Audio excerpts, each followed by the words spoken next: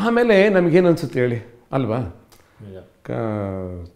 ಬೆಳೆದಿದ್ದು ಏನದು 1200 ಕೋಟಿ ಸಕ್ಸಸ್ಫುಲ್ ಸಿನಿಮಾದ ಅದನ್ನು ಯಾಕಂದ್ರೆ ನನಗಿದು ಐ ವಿಟ್ನೆಸ್ ಇದು ಕರೆಕ್ಟ್. ನನ್ನ ಕಣ್ಣೆದುರುಗಡೆ ನಡೆದಿರೋಂಥ ಒಂದು ಇನ್ಸಿಡೆಂಟು.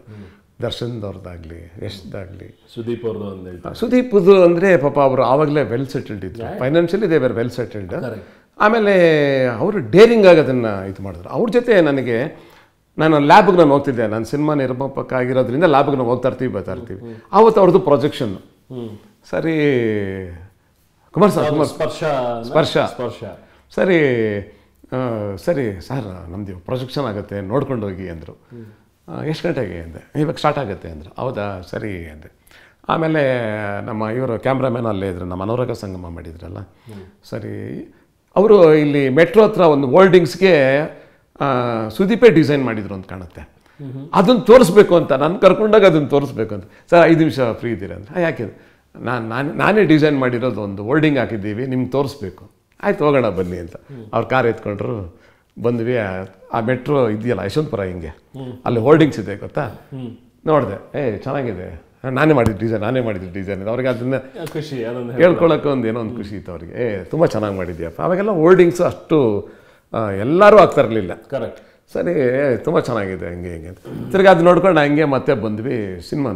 ಸಿನಿಮಾ ನೋಡೋವರೆಗೂ ನನಗೆ ಯಾವುದೇ ಇದೊಂದು ಸಿನಿಮಾ ಅಂದ್ಕೊಂಡು ನೋಡಿದ್ದೆ ನಾನು ಸ್ಪರ್ಶ. ಅಯ್ಯೋ ನೋಡಿದ್ಮೇಲೆ ನನಗೆ ಎಷ್ಟು ಖುಷಿಯಾಗೋಯ್ತು ಆ ಸಿನಿಮಾ ಅಂದರೆ.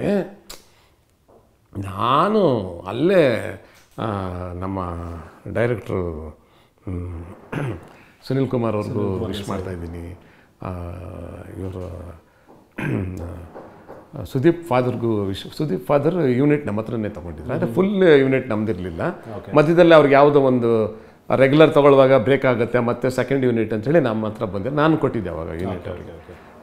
ಅಣ್ಣ ಸೂಪರ್ ಸಿನಿಮಾ ಬಿಡಿ. ನನಗೆ ಯಾವುದನ್ನ ಒಂದು ಸಿನಿಮಾ ನೋಡಿದ್ರೆ ಅದು ಕಾಡುತ್ತೆ ನನಗೆ. ಒಂದು ಒಳ್ಳೆ ಸಿನಿಮಾ ನೋಡಿದ್ರೆ 1 ವಾರ ಬೇಕು ನನಗೆ ಅದು ಮೈಂಡಿಂದ ಹೋಗೋದಕ್ಕೆ. ನಾನು ಎದುರುಗಡೆ ಯಾರು ಸಿಕ್ಕಿದ್ರು, ಈಗೊಂದು ಸಿನಿಮಾ ನೋಡ್ಕೊಂಬಂದೆ, ಏನು ಸಿನಿಮಾ, ಏನು ಸಾಂಗ್ಸು, ಅಯ್ಯೋ ಸೂಪರ್ ಅಂದ್ಕೊಂಡು ಎಲ್ರಿಗೂ ಹೇಳೋದು. ಅದು ನನಗೆ ಅದೇನೋ ಅದು ಮೊದಲಿಂದನೂ ಅದೊಂದು ನೇಚರ್. ಒಪ್ಪಿಗೆ ಫೋನ್ ಮಾಡಿಬಿಡೋದು, ಏನು ಮಾಡಿದ್ದಾರೆ ಗೊತ್ತಾ ಆ ಸಿನಿಮಾಗೆ, ಹೌದಾ ಗುರುವೆ ಹಂಗೆ ಹೀಗೆ ಅಂತ ಈ ಥರ. ಆ ಥರದಲ್ಲಿ ನನಗೆ ಸುದೀಪ್ದು ನಾನು ನೋಡ್ಕೊಂಬಂದಿದ್ದೆ. ಯಾಕಂದರೆ ಆ ಮೈನಸ್ ಆದಾಗಲೇ ಎಷ್ಟೋ ಜನ ತಿರ್ಗಾ ಪ್ಲಸ್ ಕಡೆ ಬರೋದು ಭಾಳ ಕಷ್ಟ ಇರುತ್ತೆ. ಅವ್ರು ಬಂದರು, ಡೇರಿಂಗಾಗಿ ಬಂದರು. ಅದೊಂದು ಒಂದು ನನಗಾಗಿದ್ದ ಅನುಭವದಲ್ಲಿ ಅದನ್ನು ಹೇಳೋದು. ಪ್ಲಸ್ ನನಗೆ ಹೇಳಿ ಆ ಉಪಿ ಅರ್ಥ ಆಯ್ತಾ ಮಾಡಿದ್ದೀನಿ ಅಂದಾಗ ಫಸ್ಟ್ ಅಬ್ಜೆಕ್ಷನ್ ನಾನೇ ತೊಗೊಂಡಿದ್ದು. ಓ ಅಪ್ಪ ನೀನು ತಪ್ಪು ಮಾಡಿದೆ ಉಪಿ, ನೀನು ತಪ್ಪು ಮಾಡಿದೆ, ನೀನು ಯಾಕೆ ಇರೋದೇ ನನಗೆ ನೀವು ಹೇಳಿದ್ರೆ ಅದನ್ನ. ಓಕೆ, ನಾನೇನಕ್ಕೆ ಆ ಮಾತು ಹೇಳಿದೆ ಅಂತ ಹೇಳಿದ್ರೆ, ನಮ್ಮ ಉಷ್ ಪಿಕ್ಚರಲ್ಲಿ ಅವ್ರು ಇನ್ಸ್ಪೆಕ್ಟರ್ ರೋಲ್ ಮಾಡಿದ್ರಲ್ಲ, ಅಯ್ಯೋ ನಿಂತು ಅಷ್ಟು 100% ಇರಲಿಲ್ಲ ಫೋಟೋಜಿನಿಕ್ಕು. ನನಗೆ ಅದನ್ನ ಹೆಂಗೆ ಇದು ಮಾಡೋದು ಹೇಳೋದು, ಇಲ್ಲ ನೀನು ಡೈರೆಕ್ಟ್ ಮಾಡಿಬಿಡ್ಬೇಕಾಯ್ತು, ಇಲ್ಲ ಅದೇನಾಗೋಯ್ತು ಹಿಂಗೆ ಅಂದ್ಕೊಂಡು ಏನೋ ಬಿಡಪ್ಪ ಆಯಿತು ಹಂಗೆ ಒಳ್ಳೇದಾಗಲಿ ಅಂದ್ಕೊಂಡು ಅಂತ. ಆ ಪ್ರೊಜೆಕ್ಷನ್ ಕರೆದಾಗಲೂ ನನಗೆ ಹೋಗೋಕ್ಕಾಗಿರಲಿಲ್ಲ. ಅದೇನೋ ಹೋಗ್ಬೇಕು ಅಂತ ಮನ್ಸು ಬಂದಿರಲಿಲ್ಲ. ಆಮೇಲೆ ಹಿಂಗೆ ಸೆಕೆಂಡ್ ಟೈಮ್ ಮೀಟ್ ಆದಾಗ, ಇಲ್ಲ ಯಾರ್ಯಾರು ನೋಡಿದ್ರು ಎಲ್ಲ ತುಂಬ ಚೆನ್ನಾಗಿ ಬಿಸ್ನೆಸ್ ಆಗ್ತಿದೆಯಂತೆ ಮಾರ್ಕೆಟಲ್ಲಿ ಅಂದರು. ಏನಪ್ಪ ನನಗನ್ಸಿಲ್ಲ, ಆದರೆ ಒಳ್ಳೇದಪ್ಪ ಅಂತ ನಾನು. ನನಗಾಗ್ಲೂ ಡೈರೆಕ್ಷನ್ನೇ ಮಾಡ್ಕೊಂಡು ಹೋಗ್ಬೇಕಾಗಿತ್ತು, ಯಾಕೆ ಆರ್ಟಿಸ್ಟ್ ಆಗಿ ಬಂದ, ಅದೊಂದು ಮಿಸ್ಟೇಕ್ ಮಾಡಿದ್ರೆ ಅಂತ ನನಗೆ. ಆಮೇಲೆ ಪಿಕ್ಚರು ರಿಲೀಸ್ ಆಯಿತು. ಏನು ತುಂಬ ಚೆನ್ನಾಗಿದೆ ಅಂತ ಎಲ್ಲ ನೋಡ್ತಾ ಇದ್ದಾರೆ ಅಂತ. ಆಮೇಲೆ ನನ್ನ ಮನೆಗೆ ಹೋಗೋ ರೋಡು ತುಮಕೂರು ರೋಡಲ್ಲಿ ನಂದು ಈಗಿರೋ ಮನೆ. ಸರಿ ಗೋವರ್ಧನ್ಗೆ ನಮ್ಮ ಹುಡುಗನುಗಳೇ ಗಾಡಿ ನಿಲ್ಲಿಸು, ಅವ್ರಿಗೆ ಹೇಳು ನಾವು ಬಂದಿದ್ದೀವಿ ಅಂತ. ಅವರ ಸ್ಪೆಷಲಾಗಿ ಏನೋ ಚಿಕ್ಕದೊಂದು ಬಾಕ್ಸ್ ಮಾಡಿದ್ರು. ಅಲ್ಲಿ ಕೂತ್ಕೊಂಡು ನಾನು ಪಿಕ್ಚರ್ ನೋಡಿದೆ. ನಾನು ನೋಡಿ ಎಷ್ಟು ಖುಷಿಯಾಗೋಯ್ತು ನನಗೆ ಅಂದರೆ, ಅದರಲ್ಲಿ ಆತಂದು ಏನಿತ್ತು ಒಂಚೂರು ಪ್ಲಸ್ಸು ಮೈನಸ್ನ ಚೆನ್ನಾಗಿ ಪ್ಲ್ಯಾನ್ ಮಾಡ್ಕೊಂಡ್ಬಿಟ್ಟಿದ್ರು. ಆ ಪ್ರೊಫೈಲ್ ಇದು ಮಾಡ್ಕೊಂಡು ಕನ್ನಡಕ ಹಾಕ್ಕೊಂಡು ಜಾಸ್ತಿ ಎಲ್ಲೂ ಒರಿಜಿನಲ್ ಆ ಫೇಸ್ ಏನು ಅನ್ನೋದು ತೋರಿಸ್ದೆ.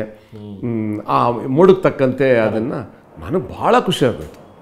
ನಾನು ಆಮೇಲೆ ಫೋನ್ ಮಾಡಿ, ನಾನೇನೋ ಅಂದ್ಕೊಂಡಿದ್ದೆ, ನಿಜವೂ ತುಂಬ ಚೆನ್ನಾಗಿ ಮಾಡಿದ್ಯಾ, ನಂದು ಅದೊಂದ್ರಲ್ಲಿ ನನಗನ್ಸುತ್ತೆ ನಾನು ಫೇಲ್ ಆದೆ ಅಂತ. ಯಾಕಂದರೆ ಅವ್ರು ಏನೇ ಮಾಡಿದ್ರು ಫಸ್ಟ್ ನಾನು ನೆಗೆಟಿವ್ ಇಟ್ಕೊಡ್ತಾ ಇದ್ದೆ. ಉಷಲ್ಲಿ ಅವ್ರು ಆಡೋಕ್ಕೆ ಅಂತ ಬಂದ್ರಲ್ಲ, ಅಪ್ಪ ನೀನು ಮಾತ್ರ ಆಡಬೇಡಪ್ಪ, ಕೇಳೋಕ್ಕಾಗ್ತಾಯಿಲ್ಲ ನನ್ನ ಕೈನಲ್ಲಿ ಎಂದಿದ್ದೆ. ಏನು ಕುಮಾರ್ ಎಲ್ಲರೂ ಕೇಳಿಸ್ಕೊಳ್ತಾ ಇದ್ದಾರೆ ನೀವು ನನಗೆ ಗೊತ್ತಿಲ್ಲ, ನಾನು ಮಾತಾಡೋ ಜಾಗದಿಂದ ಒಳಗಡೆ ಸ್ಪೀಕರ್ ಇರುತ್ತೆ ಅಂತ. ಸಾರಿ ಬ್ರದರ್, ನನಗೆ ಗೊತ್ತಿಲ್ಲ. ಆಯ್ತು ಇಲ್ಲ ಟ್ರ್ಯಾಕ್ ಆಡ್ತಾ ಇರೋದು. ಆಯಿತು. ಆಮೇಲೆ ನೋಡಿದ್ರೆ ಒಳ್ಳೆ ಸಿಂಗರ್, ಒಳ್ಳೆ ಸಿಂಗರ್ ಹಾಡ್ತಾ ಇರ್ತಾರೆ ಬೇರೆ ಹೀರೋಗಳಿಗೆ. ಇದೇನೇ ಆಯಿತು, ನಾನು ಮೈನಸ್ ಮಾತಾಡಿದ್ದಲ್ಲ ಅವ್ನಿಗೆ ಪ್ಲಸ್ ಆಗ್ತಿದೆ ಅನ್ನೋ ಒಂದು ಫೀಲಿಂಗ್ ಸ್ಟಾರ್ಟ್ ಆಯಿತು. ಆಯಿತಾ. ಆಮೇಲೆ ಹಂಗೆ ಸುಮ್ಮನೆ ಹೇಳ್ಬಾರ್ದು, ಈ ಡಿಡ್ ವಂಡರ್. ಆಮೇಲೆ ಬೆಳೆದಿದ್ದು ಯಾಕಂದರೆ ಎಷ್ಟು ಜನ ನೋಡಿದ್ದಾರೆ ಅವ್ರದ್ದು 10/10. I am the eye witness. Correct. ಅರ್ಥ ಆಗ್ತಿದೆಯಾ? ಆಮೇಲೆ ಒಂದಿನ ನಾನು ಅವ್ರ ಮದರ್ಗೂ ಕೇಳಿದೆ. ಅವರು ಫಸ್ಟ್ ಅವ್ರ ಮಗಂದು ನೇಮಿಂಗ್ ಸರ್ವೆನೆ ಅಶೋಕ ಹೋಟ್ಲ್ ಮಾಡಿದ್ರಲ್ಲ, ಸರಿ ಏನು ಹಂಗೆ ನಾವು ಪಕ್ಕದಲ್ಲಿ ಕುಂತ್ಬಿಟ್ವಿ, ನಾನು ಅವ್ರ ಮದರ್ ಇಬ್ಬರು ಭಾಳ ಹೊತ್ತು ಕುತ್ಕೊಂಡಿದ್ವಿ. I was busy meeting all other guest. ಆ ಅನುಭವನೇ ಬೇರೆ ಇತ್ತು. ಏನಕ್ಕಂದರೆ ದಾಸ್ ಪ್ರಕಾಶ್, ಕರೆಕ್ಟ್, ಮೈಸೂರು ದಾಸ್ ಪ್ರಕಾಶಲ್ಲಿ 60 ರೂಪಾಯಿ ಮೆನು ನೋಡಿ ನಾವು ಎದ್ದು ಬಂದವರು.